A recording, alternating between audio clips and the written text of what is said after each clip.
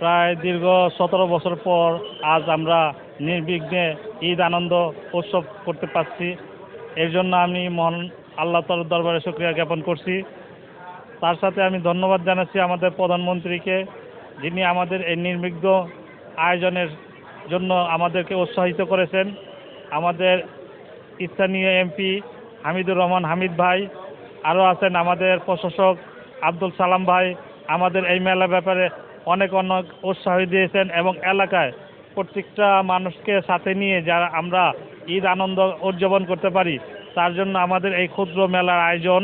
আমরা এখানে আয়োজন করেছি শিশু এবং নারীদের জন্য, যাতে সুযোগ সুবিধা থাকে, নিরাপত্তা থাকে, পর্যাপ্ত সিসি ক্যামেরা, ভলান্টিয়ার এবং নিজস্ব লোকদের দ্বারা নিয়ন্ত্রিত হয়ে আমাদের এই মেলাটা পরিচালনা হচ্ছে।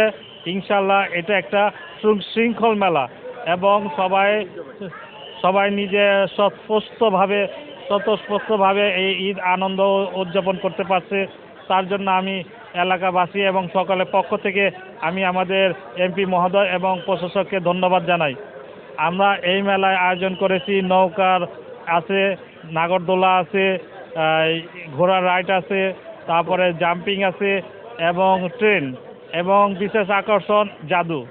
আমাদের এই মেলায় আলো সংযোজন হচ্ছে বাচ্চাদের জন্য স্লিপার এবং অন্য স্টল আছে, কোকারেজ আছে এবং সব নিয়ে আমাদের এই মেলাটা একটা, আমি মনে করি এই পুরান ঢাকায় একটা ঐতিহ্যবাহী মেলা।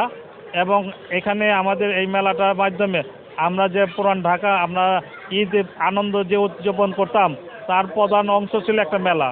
এই মেলা থেকে আমরা এই আনন্দ উদযাপন করতে পারছি। তার জন্য আমি সকলকে ধন্যবাদ জানাই।